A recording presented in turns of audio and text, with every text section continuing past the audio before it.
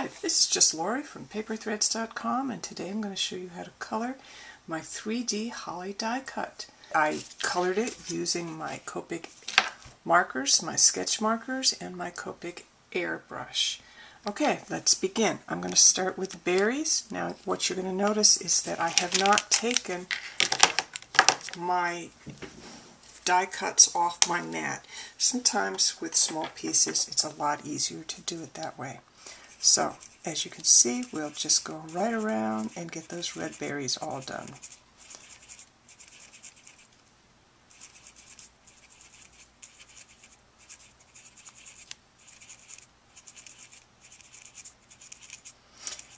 This little piece right here is going to be used to support the berries, so I'm going to make that one red also. Okay, moving right along, let's move right into one of the leaves. With the leaf, I'm going to use the chisel edge. This is my YG03 marker. I'm not sure whether you can see it. I really just want a nice overall color. Currently this marker is well filled up. It is what you might call juicy, so it's going to do a good job. When I use my airbrush, I like to have all the refills that I'm going to use. I have less markers, but I really like those refills. Okay, so let's do a little bit here. We'll go right up here. Let's do a little bit of vein work now, so we don't have to do it later.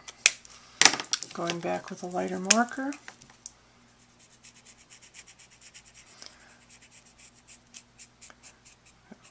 Blend in some of those dark veins. I'm not too terribly concerned.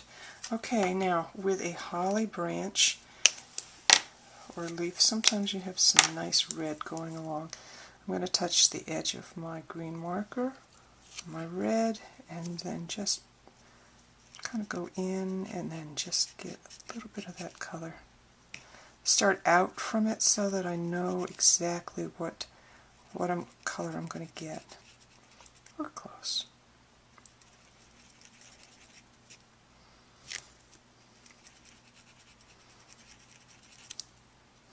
This is one way to get the red in. Another way would be to just put the little dot in there and then blend it in. A third way, which is kind of neat, is to pick it up now. Like this. We'll put that back down again. And we could run the marker right along the edge here. And then I could just kind of pull that in, blend it right in like that. Okay.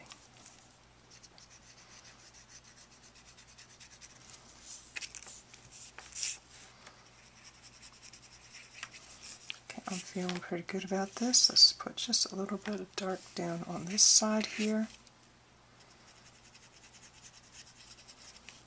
Okay. Now for a little airbrush work. Now, holly branches tend to have a little bit more blue in them. I'm going to actually add my BG05 marker to it. Okay, Copic Air Brush with markers. If you store your marker with the chisel side down, you're going to find that it may be easier for the airbrush to work when you work with the chisel side. If you store it with the point side down, then it may be easier on this side. Gravity does seem to work with these. Most of the time when you're just using the markers, you can just store them either way. I'm thinking that you really should probably store them, if you're going to be using with an airbrush, flat.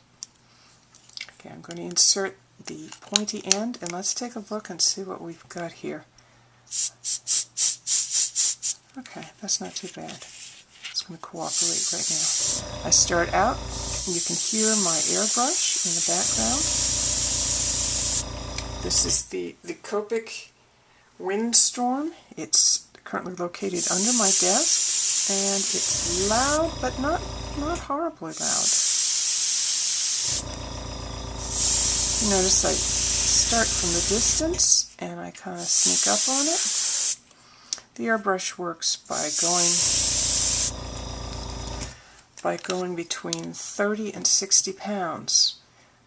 You start out at 60, and as you work the airbrush, pressure goes down to about 30. Then it will automatically start going back up to 60. Here's the leaf, here are the berries. What I do with the berries, in addition, is I put the At You Spica red. Once again, I store this marker like this, with the point down. That seems to be a really important. When I first got these markers, I had trouble. I couldn't figure out how to understand. And a teacher that I had in Lahaska, Pennsylvania, mentioned that you should really store them this way. So, if you add a little bit of color, a little bit of jazz to these little guys, let's put a little bit on there.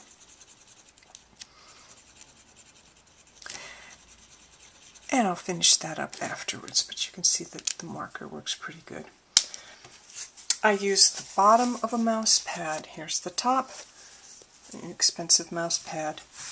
The rubber part holds the paper. So we'll take the paper and we'll place it here. Here's my leaf.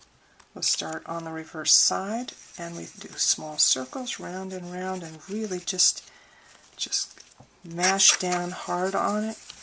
Get that paper good and conditioned. Break it up. Okay.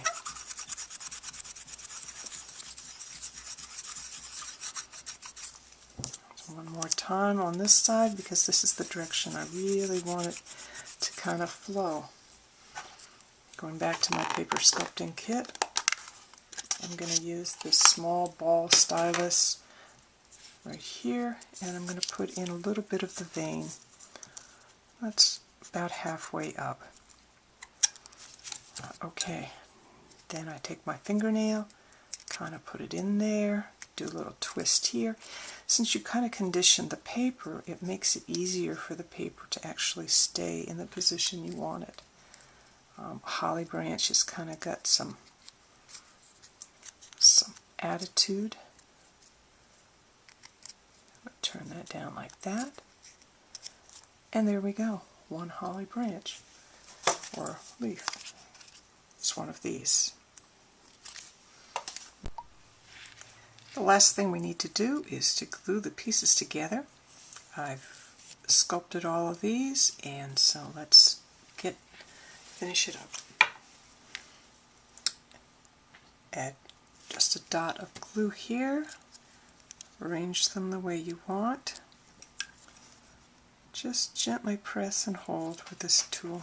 End up with a little stuff, but okay.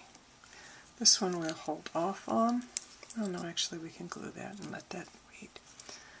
Okay, so we're going to put a little glue on the red here.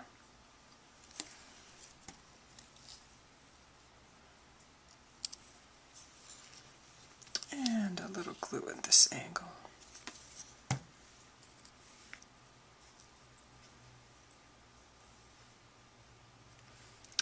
We'll let that dry, and in the meantime sew.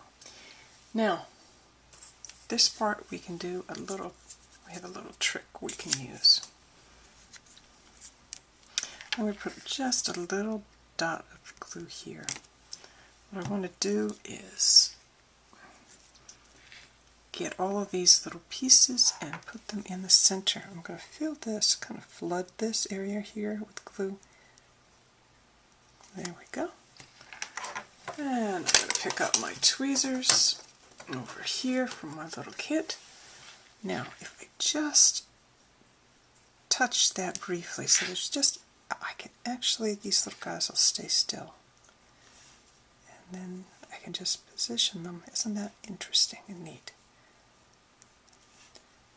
I did not figure that one out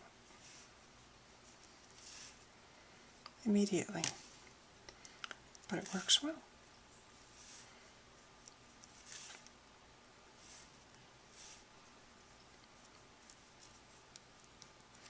There we go. Here's the original card that we started out with.